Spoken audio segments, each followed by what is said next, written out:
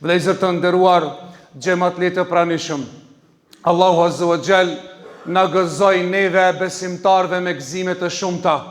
Na dhuroi mirësi nga mirësitë e shumta, nga mirësitë më të mëdha që Allahu Azza wa Jall na dha dhe na begatoi, është ki Islami i madh. Dhe pasaj na begatoi me shumë mirësi dhe shumë adhurime të lloj-llojshme, ashtu siç e patë muajin e madh të Ramazanit, ku Allahu Azza wa Jall zbriti mëshirën, zbriti rahmetin e tij, zbriti faljen e tij, për t'i mëshiruar robrit e tij, për t'i ngritur robrit e tij në gradat e larta të xhenetit. Po ashtu Allahu Azza wa Jall na gëzoi dhe na nderoi me këtë ditë të Bajramit, ku në këtë ditë janë dy festa, festa e Bajramit dhe festa e ditës së Xumah. Dhe një ditë e ndershme, një ditë e begatshme, begati të shumta të një pas njëshme, ku tha pejgamberi alayhi salatu selam, khairu yawmin talat alayhi shams yawmul Juma, dielli, dita më e mirë në të cilën ka lind dielli është dita e Xumah, dhe se Bajrami është një festë madhështore e Allahut Azza wa Jall. Për atë tha Allahu subhanahu wa ta'ala në Kur'an, wa in ta'uddu ni'matallahi la tuhsuha, nëse mundoheni që të numëroni mirësitë e Allahut Azza wa Jall, nuk do të mundni t'ja arritni numërimin e tyre. Nga mirësitë e mëdha të Allahut Azza wa Jall që besimtari gëzohet në ditën e Bajramit, ku ja agjeroi 30 ditë të muajit të Ramazanit me agjerimin e tij, me namazin e taravijave, me sadakan, me zekatul fitr, ka arrit shpërblimet mëdha, ku na pejgamberi alayhis salatu wassalam po na tregon se ai që agjeron tan muin i falen krejt gjunahet, ai që falet taravijat i falen krejt gjunahet. Po ashtu tha ai që jep zekatul fitrin e pastron. Kanë thonë dietar, çka pastron? Kanë thonë e pastron shpirtin e tij, e pastron agjerimin e tij, ja pastron zemrën të varfërit, nevojtarit, për shkak se kur i pasuri i jep nga pasuria e tij, i jep nga ushqimi i tij, e ushqen një të varfër, e ushqen një njeri i cili ka nevojë për ta ndihmuar, ja shoron dhe atij zemrën, ja pastron dhe atij zemrën nga xhelozia. Pra ai që jep e pastron zemrën e tij nga kopratësia, e pastron zemrën e tij nga çdo gjë e cila ka mund që ta dëmton zemrën e tij. Për ata Abdullah ibn Abbasi tha se ai që jep zekatul fitrin e ka pastruar zemrën e tij dhe e ka pastruar e ka pastruar Ramazanin. Po vëllezër të nderuar, sikur besimtari nëse eventualisht bën ndonjë gabim gjatë falës së namazit, bën ndonjë sejdë më pak, apo më shumë, apo bën ndonjë lëshim, atëherë se sejdë është ajo që e premeson namazin. Ka thonë kështu zekatul fitr, kur besimtari e jep zekatul fitr, është sikur se sejdë në namaz i premeson ndonjë gabim eventualisht që njeriu ka bë, dhe kjo është nga mirësia e madhe Allahut Azza wa Jall, që në ditën e gjykimit ta merr komplet shpërblimin pa i munguar as një sent të vogël në adhurimin që e ka bërë për hir të Allahut Azza wa Jall. Dhe kjo agjerim, dhe ky muaj i madh i Kuranit që kemi lexuar, jo vetëm se ishte vetëm se ta lojmë barkin ton pa ushqim dhe pa ujë, dhe të lexojmë disa faqe Kur'an dhe ta bëjmë hatme dhe kaq. Jo, tha pejgamberi alayhis salatu wassalam, yati as-siyamu wal Qur'anu yawm al-qiyamah. Do të vend që ki Ramazani dhe që ki Kur'ani që keni lexuar në muajin e Ramazanit, në ditën e Kiametit, ju hajjani li sahibihima, ata do të ndërmjetësojnë për lexuesin e tyre dhe do të ndërmjetëson agjerimi për agjeruesin që ka agjeruar.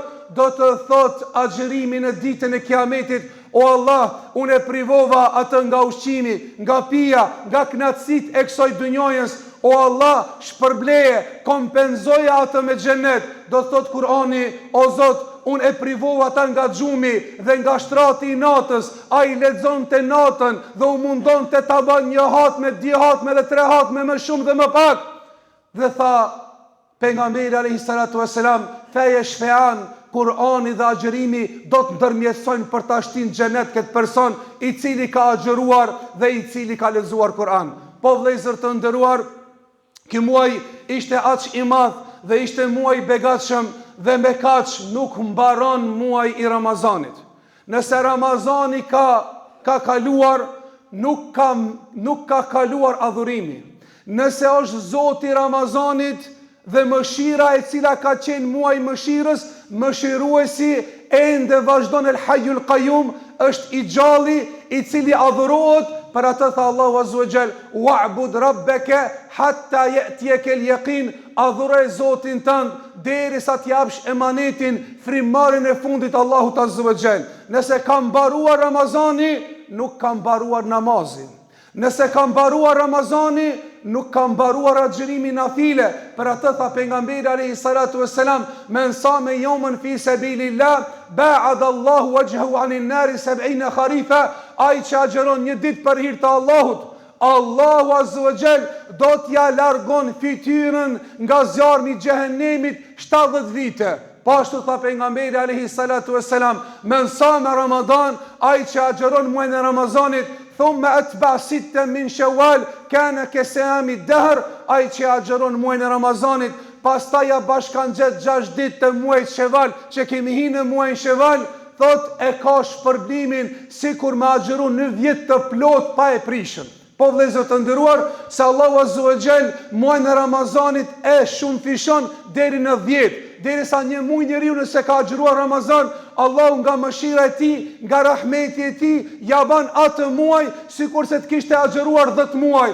Dhe nëse ja agjeron këta 6 ditë, ja kompenzon me 10 dhe ja ban 60 ditë, kështu që i bëhet 60 ditë 2 muaj, dhe ai 1 muaj me 10 muaj bëhen 12 muaj sikur se të agjeron tan vitin nga shpërblimi i madh që Allahu Azza wa Jall ka përgatit për robërit e tij.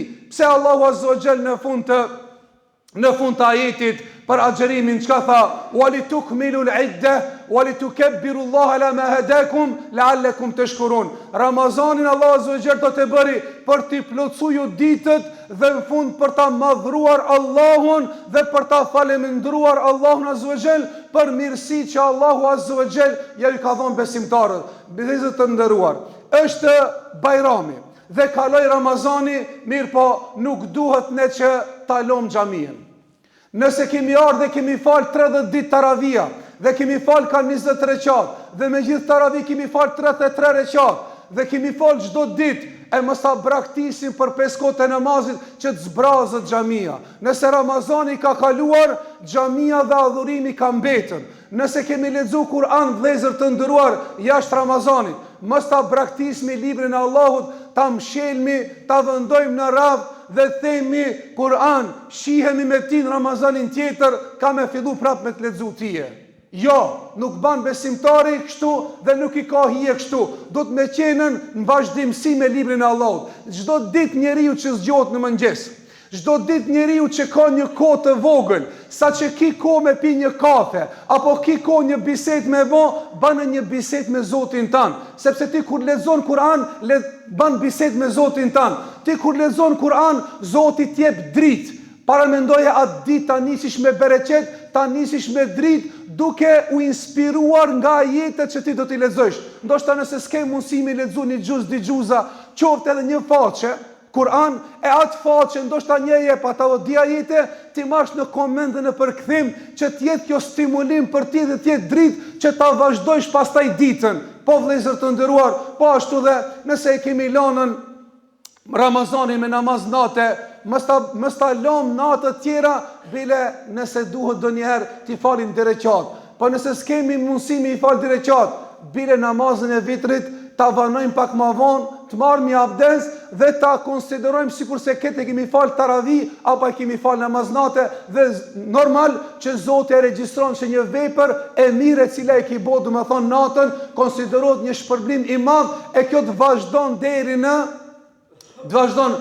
Ramazanin tjetër. Po ashtu ditët të cilët i ka zgjedhur pejgamberi alayhis salatu wassalam, ka thonë dita e Han dhe dita e Ente janë ditët më të zgjedhur për agjerim. Ka thonë ditën e Han agjeroj se kam lind, e kurse ditën e Ente agjeroj për shkak se ditën e Ente ngritën veprat tek Allahu Azza wa Jall, e dua që kur të ngritën veprat te Allahu Azza wa Jall që të jem agjerusëm, për shkak se agjerimi ka shumë shpërblimin e madh. Po vëllezër të nderuar, e lusim Allahun Azza wa Jall që Allahu subhanahu wa taala na kishte bërë kabul Ramazanin, ne kishe pranu veprat tona, na bën prej tyre që na ka fal, na bën prej tyre që është kënaqur dhe është bërë razi Allahu azza wa jall me veprat tona dhe t'ja bashkangjitim istigfarin, t'ja bashkangjitim faljen për shkak se njeriu kur e fal namazin, pasi që jep selam i ban 2-3 herë stakfirullah. Çka do të thotë kjo?